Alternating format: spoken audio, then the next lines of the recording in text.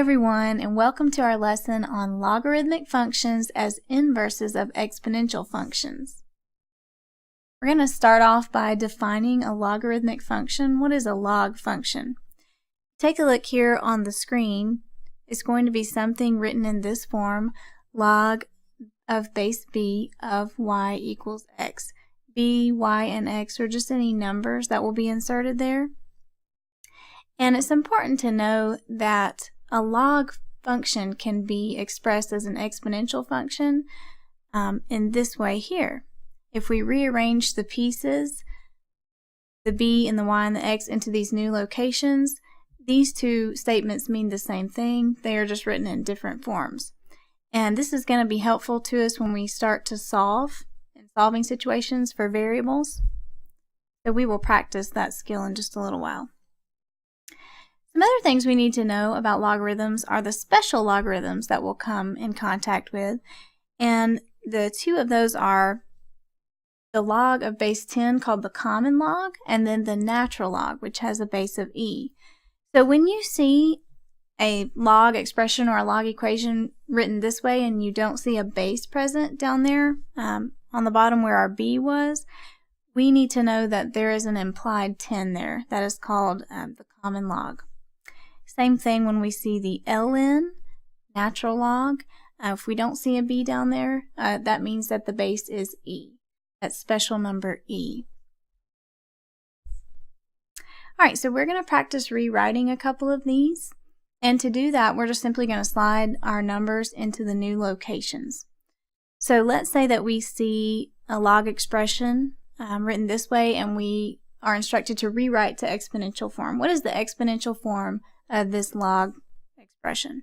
And we'll look down here at the bottom and we see that this base needs to come up and be the base of the exponential expression as well. So let's do that first. So we have a 2, so that's going to slide up to the top. And then the number that is in the center there, that y, which is our 8, notice how it comes over to the other side of the equal sign, so we're going to slide that there.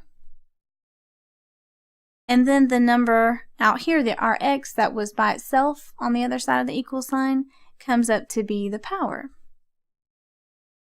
So this is our new rewritten expression in exponential form. Easy as that. Alright, let's say we have to go the other way. We have to go from an exponential form to the log form. We're going to do the same thing. We're going to slide our numbers back into those log positions. So that would look like this. So we'd have log of base 5 of 25. Remember, that number slides over to the center, equals 3. Our power is going to slide to the outside. And you can look at the bottom and write that down each time you need to do one of these, just to know where to slide those numbers in. So here's the log form of this exponential expression. Okay, so we're going to use this skill to help us evaluate. Let's say that we're told to evaluate, which means actually calculate or get a value answer.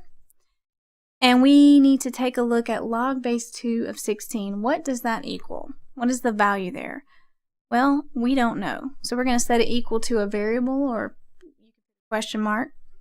And remember, our rewriting skills told us to bring the base up, the outside item as the power, and the inside item goes outside.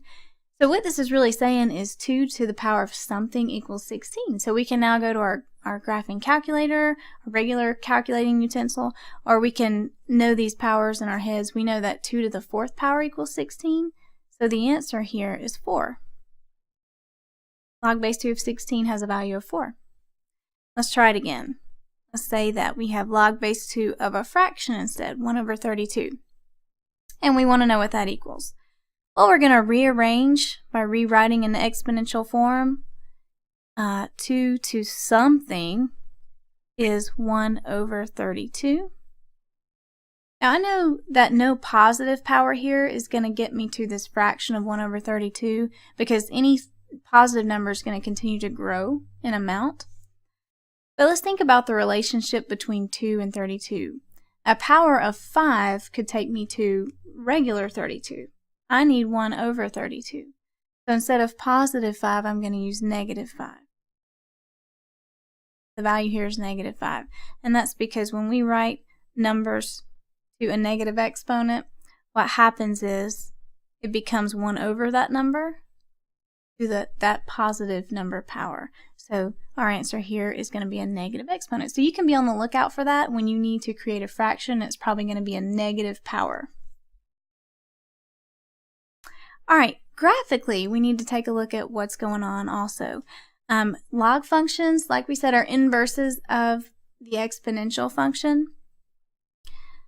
So we won't have a specific equation here, but just a general picture of what's going on.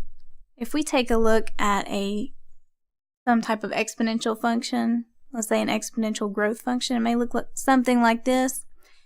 And if you recall, all inverses are reflected over the line y equals x, which means all x and y values are switched when we go to look at the inverse picture.